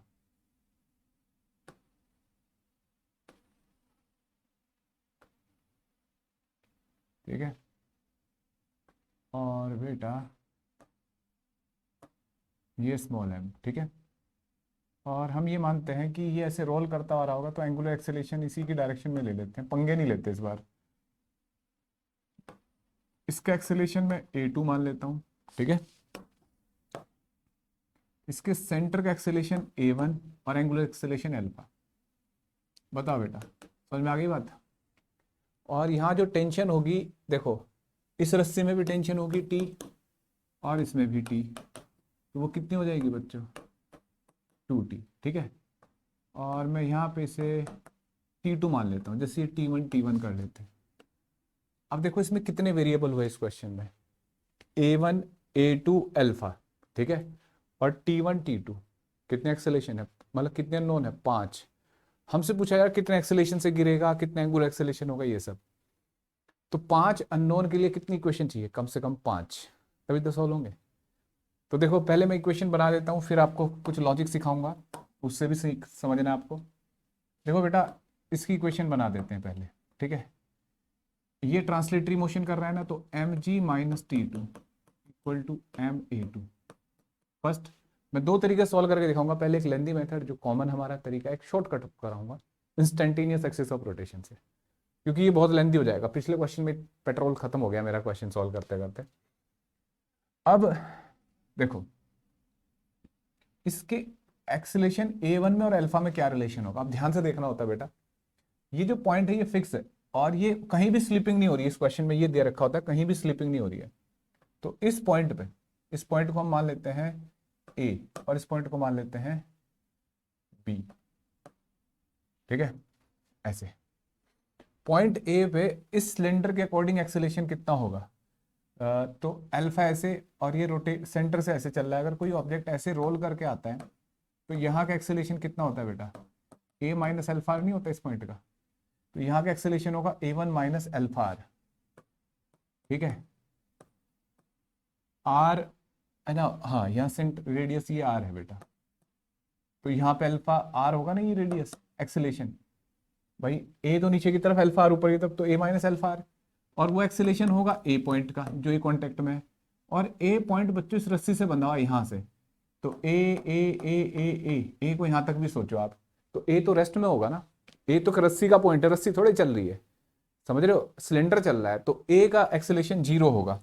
इसका मतलब यहां से हमें रिलेशन पता लगी, ए इज 0, तो a1 इज अल्फा आर। समझ में आया बच्चों इस क्वेश्चन से concept, A is alpha R. अब इधर देखो, ये m है। ठीक है, m मास। अब इसके बारे में सोचो बेटा। हाँ, अब एक पॉइंट यहां देखो, जैसे इस पॉइंट पे एक्सेलेरेशन कितना होगा, तो इस पॉइंट पे एक्सेलेरेशन ये ऐसे घूम रहा है, तो a1 होगा साथ में अल्फा आर, तो ए पॉइंट बी का एक्सेलेरेशन a1 प्लस अल्फा और पूरा रेडियस कितना, डिस्टेंस कितनी होगी 2r, तो a1 plus alpha into 2r। समझ रहे हो बेटा, भाई ऐसे सोचो, एक ऑब्जेक्ट ऐसे घूम रहा है और ऐसे चल रहा है, तो यहाँ पे एक तो एल्फा आर होगा प्लस ये A1, तो A1 प्लस एल्फा आर को जोड़ो तो ये आ गया। ये किसका एक्सेलेरेशन है, बी का, और बी किससे कनेक्ट है, इससे, तो यहाँ का एक्सेलेरेशन बी यहाँ यहाँ यहाँ, तो वो कितना है A2। ठीक है, तो ए बी को मैं मान लेता हूं कि ये A2 है। समझ में आया बच्चों? ठीक है। अच्छा, अगर मैं A1 की वैल्यू यहां रख दूं तो alpha R plus alpha R, alpha 2R कितना आ गया, 3 एल्फा आर। तो A2 A1 एल्फा के टर्म में आ गए। ठीक है, A2 इक्वल टू आ गया 3 एल्फा आर, ये रिलेशन भी आ गई। ठीक है, अब एक इक्वेशन तो हमने इसकी बना रखी है ना। दूसरा, ये जो ऑब्जेक्ट है सिलेंडर, इसका एफबीडी बनाओ, तो इसका वेट होगा बच्चों कैपिटल एम जी, और टेंशन 2T1 और ये T2। भाई नीचे की तरफ लग रहा है ना फोर्स इस पे, तो इस पे जो नेट फोर्स है 2T2 ऐसे नीचे और T1 ऐसे और एक mg, तो equation mg minus mg plus T2 minus 2T1 equal to ma1, ये सेकेंड इक्वेशन। ठीक है, third equation torque about centre क्या होगा बच्चों, I इंटू एल्फा। ठीक है, टॉर्क सेंटर के अबाउट, देखो 2T1 इसको क्लॉकवाइज घुमाएगा, अच्छी बात है। T2 इसको कैसे, T2 कैसे घुमा रहा है बच्चों, इस पॉइंट के अबाउट क्लॉकवाइज घुमा रहा है नहीं। ठीक है, तो देखो ये हो जाएगा बच्चों 2T1 इंटू एल्फा। ठीक है, sorry 2T1 into R plus T2 into 2R equal to I alpha, ये तीसरी इक्वेशन। देखो बेटा, ये तीन इक्वेशन हो गई, first second third. A1 A2 को एलिमिनेट कर सकते हो अल्फा के टर्म में, पहले अल्फा कैलकुलेट कर सकते हो। अल्फा आ जाएगा तो A1 A2 टेंशन कुछ भी कैलकुलेट कर लो जैसे पहले किया था। ठीक है, दूसरा तरीका क्या हो सकता है बच्चों, ध्यान से सुनना, शॉर्टकट। जैसे आप इस पॉइंट ए को सोचो, ठीक है, तो ये बिना स्लिप किए हुए रोल कर रहा है, तो अगर कोई ऑब्जेक्ट बिना स्लिप किए हुए रोल करता है तो वो उस पॉइंट के अबाउट क्या करता है भाई, प्योर रोटेटरी मोशन करता है नहीं। तो ये पूरा एक सिस्टम मान लो, पूरा एक सिस्टम मान लो जो इस पॉइंट के अबाउट प्योर रोटेटरी मोशन कर रहा है, ये पूरा सिस्टम इस पॉइंट के अबाउट प्योर क्या कर रहा है, रोटेटरी मोशन। ठीक है, पूरा सिस्टम कंसीडर करना होता है, और ये पॉइंट क्या मान लेंगे हम, फिक्स पॉइंट। ठीक है, फिक्स है भी, ये रस्सी से बंधा हुआ है, तो इसे इंस्टेंटेनियस एक्सिस ऑफ रोटेशन बोल दो। इसके अबाउट एंगुलर एक्सेलेरेशन अल्फा से घूमे, तो नेट टॉर्क देखना बच्चों, भाई यहाँ पे mg लग रहा होगा। ठीक है, कैपिटल mg, और देखो net torque about A equal to I A into alpha, कितना हो जाएगा, mg इंटू आर। ठीक है, plus small mg into 2r। आप कहोगे सर टेंशन से क्यों नहीं सोच रहे हो, भाई पूरा सिस्टम घुमा रहा है ना इसको ये, तो पूरे सिस्टम में T2 का एक टॉर्क तो इस ए के अबाउट एंटी क्लॉकवाइज है और एक क्लॉकवाइज, तो ये कट जाएगा इसका टॉर्क, एक्सटर्नल टॉर्क देखो फिर नेट, तो mg की वजह से टॉर्क बनेगा। जैसे यहाँ पे क्या था, यहाँ दो अलग अलग ऑब्जेक्ट माने थे, या बीडी किसका लिया था, इसका, ये रोटेटरी करा था ट्रांसलेट, यहाँ पूरे सिस्टम का देख रहे हैं, तो पूरे सिस्टम में ये T2 इंटरनल टॉर्क बनाएगा, एक क्लॉकवाइज एक एंटी क्लॉकवाइज, पेयर है ना दोनों, तो कैंसिल हो जाता है, इसलिए ओवरऑल वेट का टॉर्क देखेंगे। ठीक है, ये भी ध्यान रखना है। तो mg into 2r equal to I A alpha. देखना बच्चों, 3 नहीं कर सकते, मास अलग अलग है। ठीक है, अब देखो mg r plus mg 2r equal to इस पॉइंट के अबाउट मोमेंट ऑफ इनर्शिया इस पूरे सिलेंडर की, तो अगर इसका मोमेंट ऑफ इनर्शिया सेंटर के अबाउट आई है तो प्लस mr स्क्वायर हो जाएगा ना,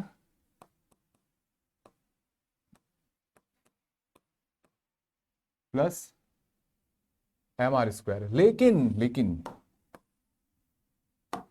बेटा इसकी भी तो होगी ना, तो हम इसको एक पॉइंट यहां से सोचो कि यहां पे रखा हुआ है ये, तो कितनी डिस्टेंस पे घूम रहा होगा भाई, ये भी तो घुमा रहा है ना, ये भी तो सिस्टम माना है ना मैंने, ये भी घूम रहा है। मैंने T2 को एलिमिनेट ही कर लिया, मैंने T2 के चक्कर में पड़े नहीं, तो हम इसको यहां मान लें कि किसी टाइम यहां पे होगा जब, तो एक पॉइंट मास इस पॉइंट के अबाउट घूम रहा है, तो मोमेंट ऑफ इनर्शिया कितनी होगी, m इंटू 2r का होल स्क्वायर इंटू एल्फा। ठीक है, देखो एल्फा कितना इजीली सॉल्व हो गया, mgr plus 2mgr upon I plus mr² 4mr²।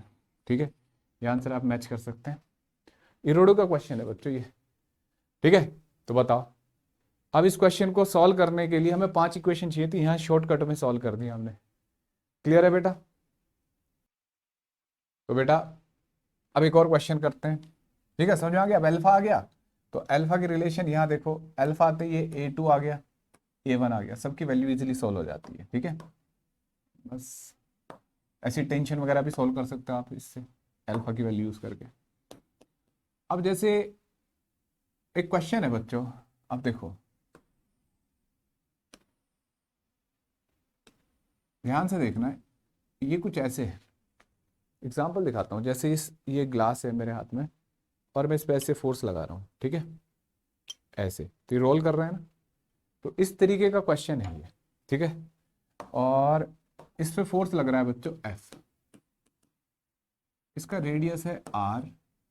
ठीक है, और इसका मास M2 मान लेते हैं। भाई ध्यान रखना है इस क्वेश्चन में ना रफ सरफेस है, रफ सरफेस है बेटा, तो रफ सरफेस है तो यहाँ अब फ्रिक्शन की डायरेक्शन भी सोचनी पड़ेगी आपको। ठीक है, समझ में आई बात बच्चों? तो मान लो इसका मास M1 ले लेते हैं, इसका M2। हमसे पूछा जा रहा है कितने एक्सेलेरेशन से चलेगा, नो स्लिपिंग एनीवेयर, कहीं पे भी स्लिपिंग नहीं हो रही है।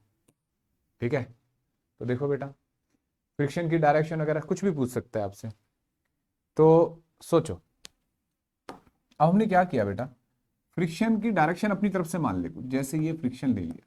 ठीक है, यहाँ पे F1 मान लेते हैं इसको। एक फ्रिक्शन बच्चों यहाँ होगा, क्यों सर? अगर फ्रिक्शन ना हो तो भाई सोचो क्या होगा भाई, अगर फ्रिक्शन ना हो तो इस पे फोर्स ही नहीं लगा पाएगा, है ना? तो फ्रिक्शन तो पक्का है। अब ये कॉमन सेंस है यार, यहाँ पे ये आगे स्लाइड कर रहा है तो इस रॉड पे फ्रिक्शन पीछे लगेगा F2 और इससे फ्रिक्शन आगे लगेगा। और कहीं पे मैंने सिखा रखा है कि इस चैप्टर में फ्रिक्शन म्यू एन नहीं लिखा करते। क्यों नहीं लिखा करते? क्योंकि भाई स्टैटिक है, क्या पता क्या वैल्यू हो। ठीक है, तो फ्रिक्शन की वैल्यू समझ में आ गई बच्चों, है ना? अब ध्यान से सोचो, मान लो इसका एक्सेलेरेशन A1 है और ये एंगुलर एक्सेलेरेशन अल्फा से घूम रहा है और इसका एक्सेलेरेशन है A2। ठीक है, तो पहले तो मैं आपको बेसिक तरीके से सिखाता हूँ। ये ऑब्जेक्ट क्या कर रहा है, ट्रांसलेटरी मोशन, तो इसका FBD बनाओ, इसका M2 का। ठीक है, और ये F, और बच्चों इस पे फ्रिक्शन क्या होगा पीछे F2, और ये एक्सेलेरेशन A2। ठीक है, तो F minus F2 equal to M2 A2। मानते बेटा? बन गया इसका। तो अब इसके लिए सिलेंडर के लिए, ये सिलेंडर हो सकता है बेटा, कुछ भी हो सकता है ना, सिलेंडर के ऊपर या स्फेयर के ऊपर जो भी है ना, तो हम सिलेंडर लिख लेते हैं।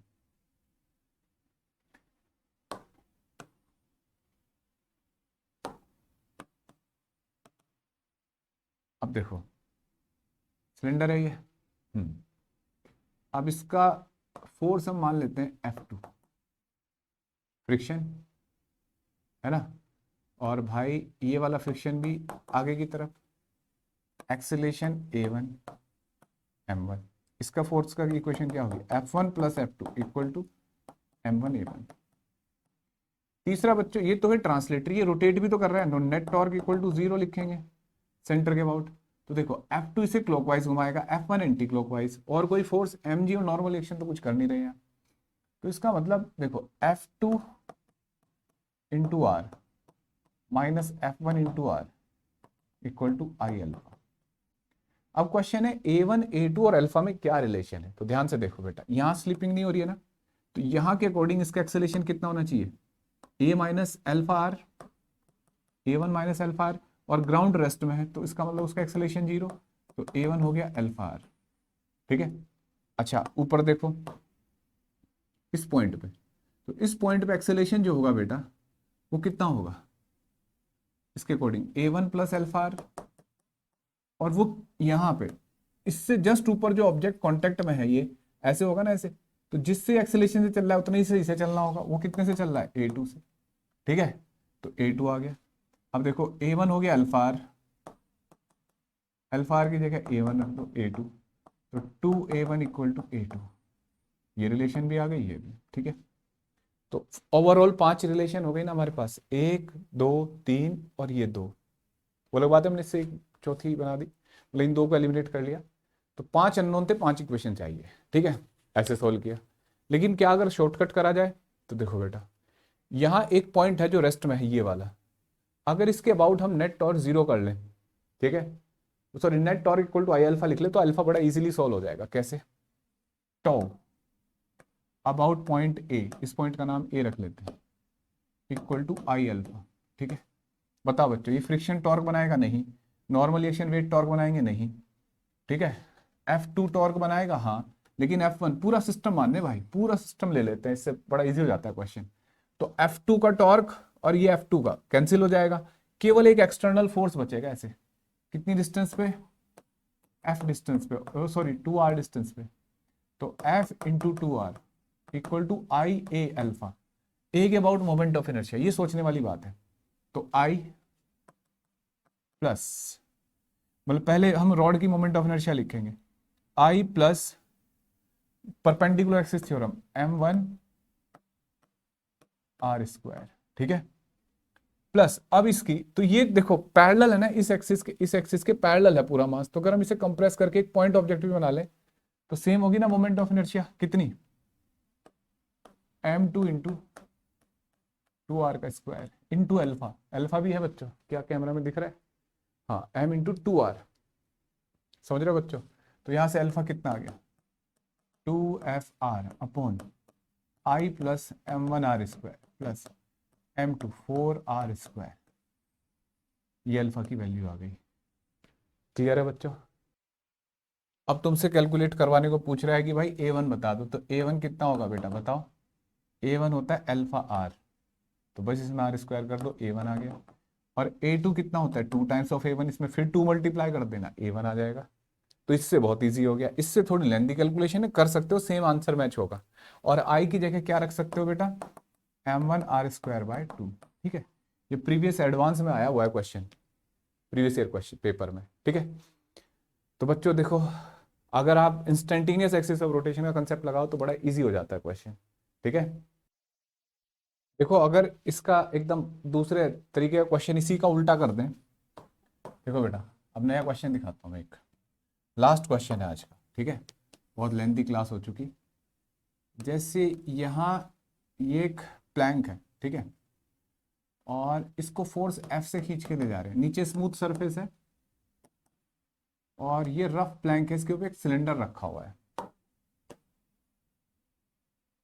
देखो बेटा, ठीक है, सिलेंडर रखा हुआ है, रेडियस आर है, इसका मास भी m है और इसका भी, ठीक है। हमसे पूछा जा रहा है कि नो स्लिपिंग एनीवेयर, मतलब इनके बीच में स्लिपिंग नहीं है। यहां तो स्लिपिंग होगी, तो इसका मतलब यहां रफ होगा ये, ठीक है। और हमसे पूछा जा रहा है कि बेटा एक्सेलरेशन ऑफ प्लैंक बताओ एंड सिलेंडर, ये क्वेश्चन पूछा जा रहा है हमसे, ठीक है। प्लैंक और सिलेंडर का एक्सेलरेशन बताओ, ठीक है।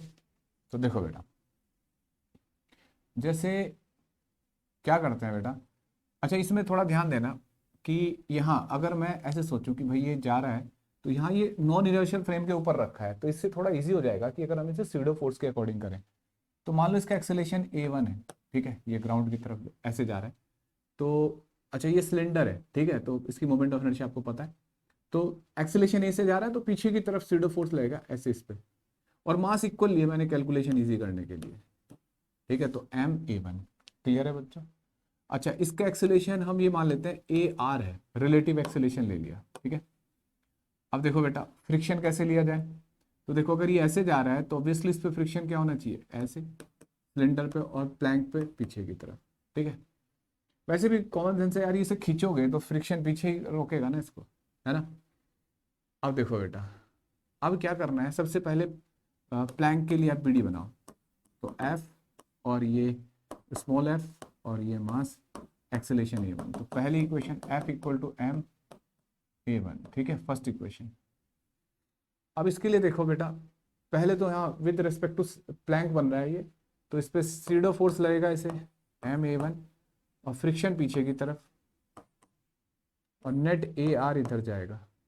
तो ये हो जाएगा M A one minus F equal to M A R. ठीक है, मास इक्वल ले रखे हैं भाई इजी करने के लिए कैलकुलेशन को। क्लियर है इक्वेशन?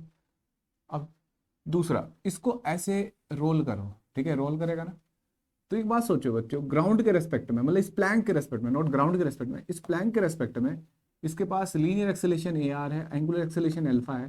तो यहां अगर इसे स्लिप नहीं करना इस पॉइंट पे, तो सोचो इसके अकॉर्डिंग एक्सेलेरेशन कितना होगा, A R minus alpha are.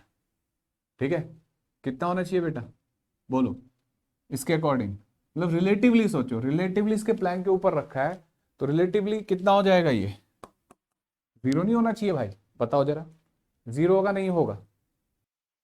होगा ना भाई, रिलेटिव एक्सेलेरेशन जीरो होगा बेटा। ठीक है, मतलब ग्राउंड के रेस्पेक्ट में, मतलब सॉरी मैं गलत बोल गया, प्लैंक के रेस्पेक्ट में ये इस पॉइंट का एक्सेलेरेशन जीरो होगा सिलेंडर का। ठीक है, तो A R equal to alpha R, ये रिलेशन आ गई। सुना बच्चों, हम ग्राउंड के रेस्पेक्ट में नहीं देख रहे, ग्राउंड के रेस्पेक्ट में तो रिलेशन बन सकता है कुछ, हमने ये प्लैंक के रेस्पेक्ट में देखो, इसे स्लिप नहीं करना प्लैंक के ऊपर।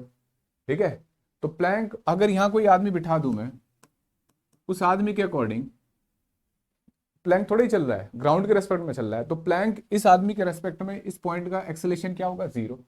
तो इसका एक्सेलेरेशन जीरो है, तो इसका एक्सेलेरेशन कितना है, A R minus alpha R. तो दोनों बराबर नहीं होने चाहिए, तो A R equal to alpha R. Clear है बेटा? अब देखो, तो ये बात पता लगी। दूसरा टॉर्क, अब सेंटर के अबाउट टॉर्क देखो, तो एफ इंटू आर। ठीक है, अच्छा हो सकता है आपके दिमाग में चले कि सर इसमें भी आप क्या कर दो, इंस्टेंटेनियस एक्सिस ऑफ रोटेशन ले लो इस पॉइंट को ना, ये मूवेबल पॉइंट है ग्राउंड के रेस्पेक्ट में, तो ये फिक्स पॉइंट नहीं हुआ, तो यहाँ नहीं कर सकते। तो सेंटर के about torque F into are clockwise, और भाई और कोई फोर्स है, सीडो फोर्स सेंटर से गुजरेगा, नॉर्मलाइजेशन वेट सेंटर से गुजरेंगे, तो और कोई फोर्स नहीं है, तो F R equal to I alpha. ठीक है, और एल्फा कितना होगा बेटा, ए आर बाई आर। तो एफ आर आई एल्फा की जगह ए बाय आर का स्क्वायर। ठीक है, ए आर का स्क्वायर। ठीक है, समझ में आया बच्चों? ऐसे लिख सकते हैं इसको। ठीक, अब देखो बेटा, क्लियर है इतनी बात? अब पहले किसके लिए सॉल्व करते हैं, अब इन तीनों इक्वेशन को सॉल्व करना है भाई। ठीक है, तो बेटा देखो, अब इसको सॉल्व करने की कोशिश करते हैं। तो आई की वैल्यू कितनी हो जाएगी, M are square by two, cylinder अपने सेंटर ऑफ मास के अबाउट घूम रहा है।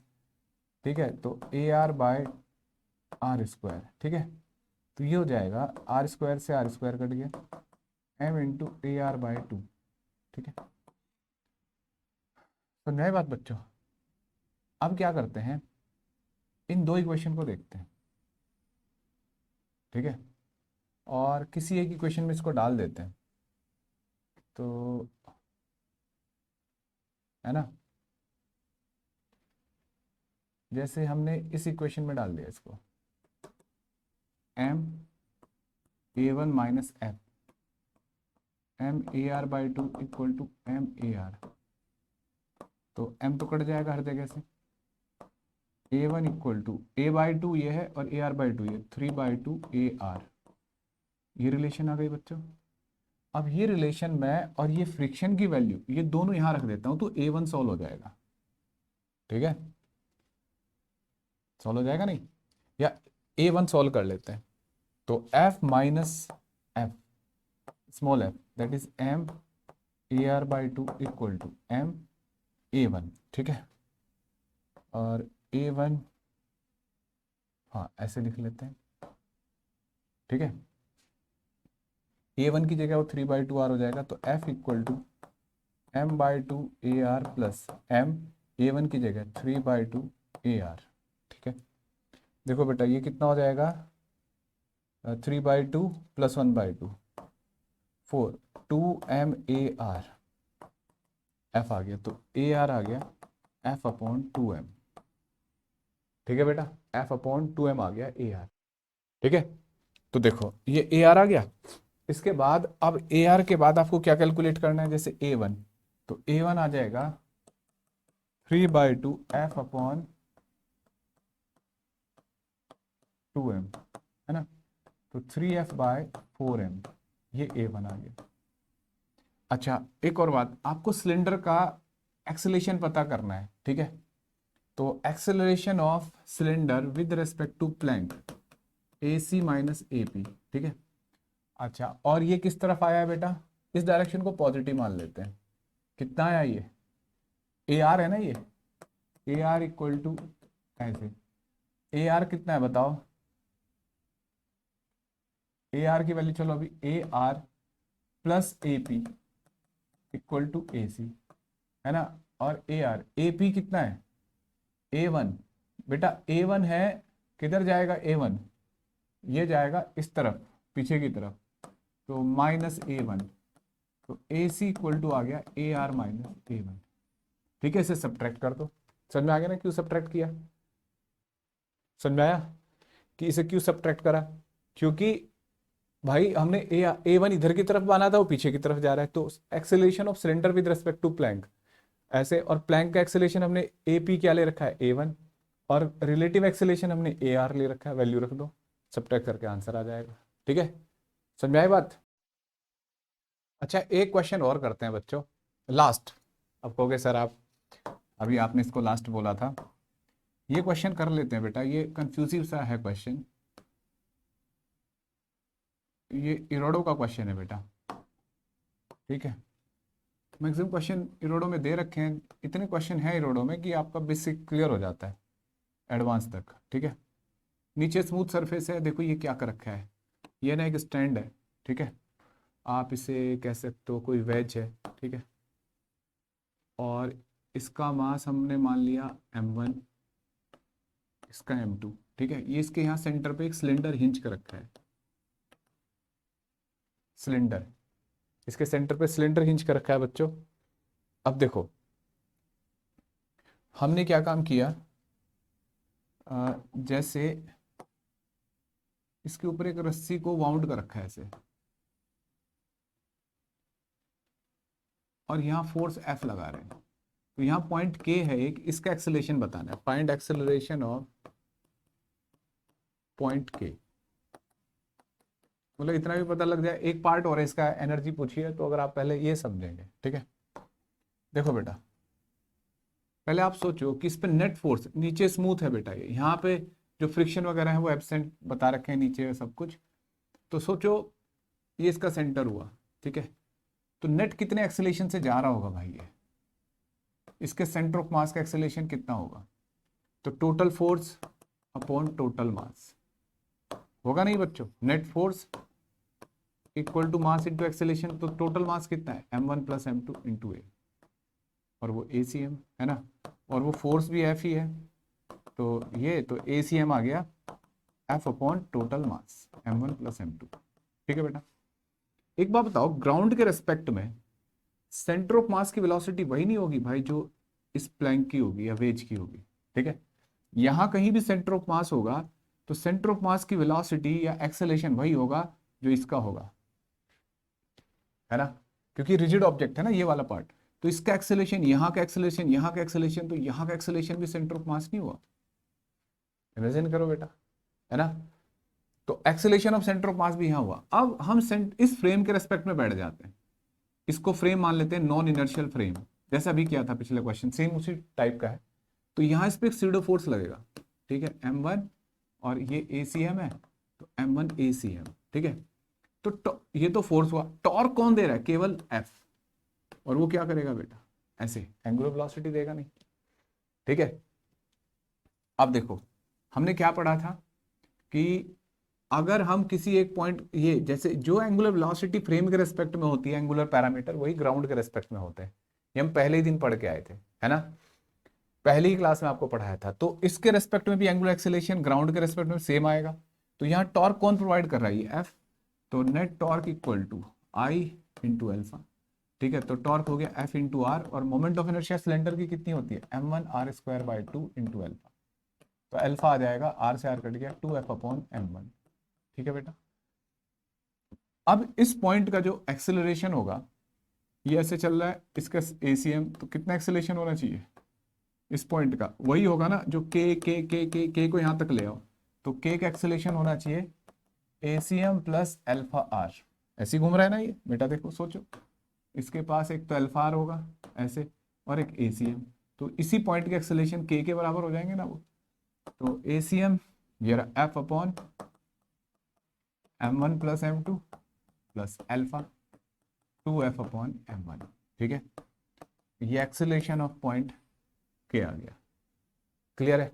तो आज की इस क्लास में बच्चों हमने बहुत सारे कॉम्प्लिकेटेड सिचुएशंस देखी, कॉम्प्लिकेटेड केस देखे। अगली क्लास में बच्चों यहीं से आगे बढ़ेंगे, अब हम इसमें एंगुलर मोमेंटम रोलिंग में और इंपल्स के क्वेश्चंस करेंगे बच्चों, ठीक है। वो लास्ट क्लास होगी इस टॉपिक की। तब तक bye, wish you all the best.